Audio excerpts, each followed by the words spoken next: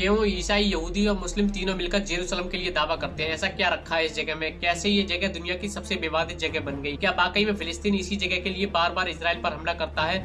और यहूदियों ने ईसा मसीह के साथ ऐसा क्या कर दिया था जिसकी वजह से ईसाई धर्म के लोग यहूदियों से नफरत करने लगे?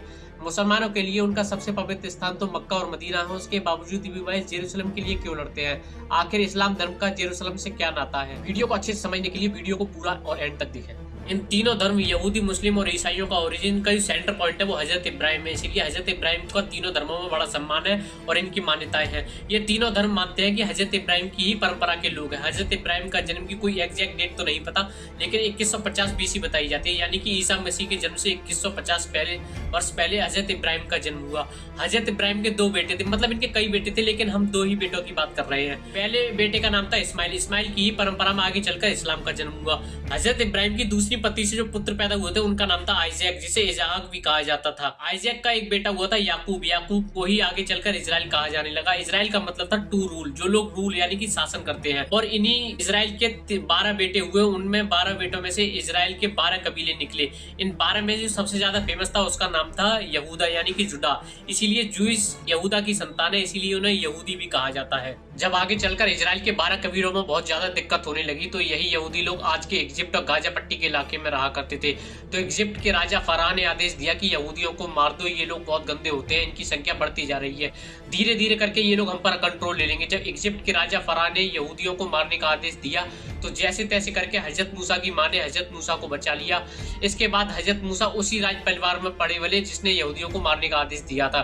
धीरे धीरे करके हजरत मूसा जैसे जैसे बड़े हो रहे थे उन्हें इस तरह का ज्ञान हो रहा था कि उनको अपनी कम्युनिटी यानी यहूदियों के लिए कुछ करना है, उन्हें इस स्लेव वाले जीवन से निकालकर एक अच्छे जीवन की तरफ ले जाना है।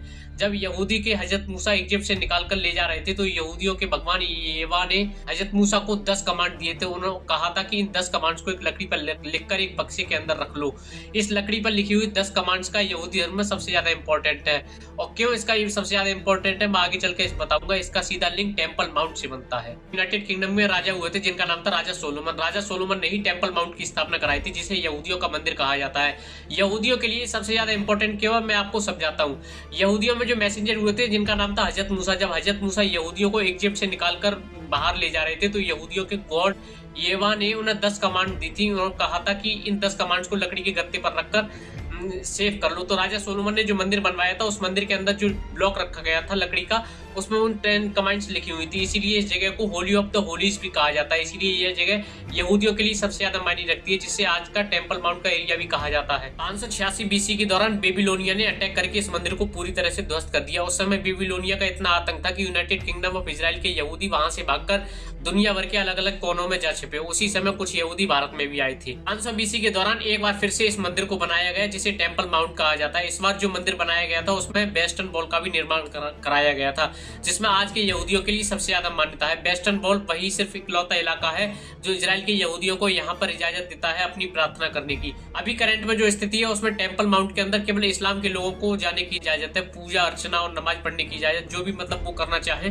लेकिन यहूदियों को उस मंदिर के अंदर जाने की इजाजत नहीं है, वह केवल वेस्टर्न वॉल से ही अपनी प्रार्थना कर सकते हैं। अब समझने वाली बात यह है कि ईसा मसीह का जेरूसलम से क्या संबंध है और यहूदियों ने ईसा मसीह के साथ ऐसा क्या कर दिया था जिसकी वजह से ईसाई यहूदियों से नफरत करते थे। देखिए, ईसा मसीह जन्म से ही यहूदी थे। वो इजराइल के इसी इलाके जेरूसलम के आसपास रहा करते थे। इसीलिए ईसा मसीह जब 12 साल के हुए तो उन्होंने उपदेश देना शुरू कर दिया। इसी जेरूसलम के इलाके के आसपास क्योंकि उनका जन्म हुआ था और वो जन्म से ही यहूदी थे, इसीलिए उन्हें टेम्पल माउंट में आने जाने की इजाजत थी। कुछ लोग तो यहाँ तक बताते हैं कि ईसा मसीह ने चमत्कार करना शुरू कर दिया था, इसीलिए वह लोगों के फेवरेट बनते जा रहे थे और उनका प्रभाव लोगों पर देखने को मिलता था। कुछ सालों बाद जब ईसा मसीह जेरूसलम पहुंचे तो उनका बहुत अच्छे से स्वागत किया गया और जब भाई उन्होंने देखा कि टेम्पल माउंट के अंदर बहुत ज्यादा गंदगी है, लोग व्यापार कर रहे हैं, व्यवस्थाएं अस्त व्यस्त पड़ी है, तो ईसा मसीह ने उन व्यवस्थाओं को ठीक करने की कोशिश की। जाहिर सी बात है, जब कोई भी सिस्टम को सही करना चाहता है तो लोग उसके दुश्मन तो बन ही जाते हैं, लोग उससे नफरत करने लगते हैं, उसे रास्ते से हटाना चाहते हैं। और ईसा मसीह के साथ भी यही हुआ।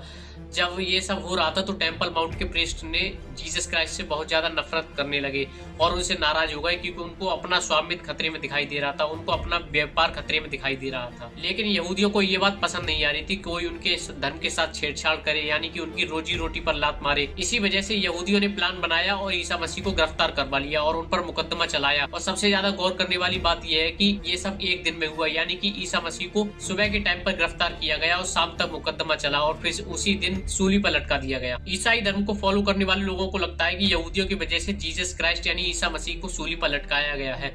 और ईसाई धर्म में ऐसी मान्यता है कि जब जीसस क्राइस्ट यानी कि ईसा मसीह पुनर्जन्म लेकर आएंगे तो वो इसी जेरूशलम के इलाके में फिर से पैदा होंगे।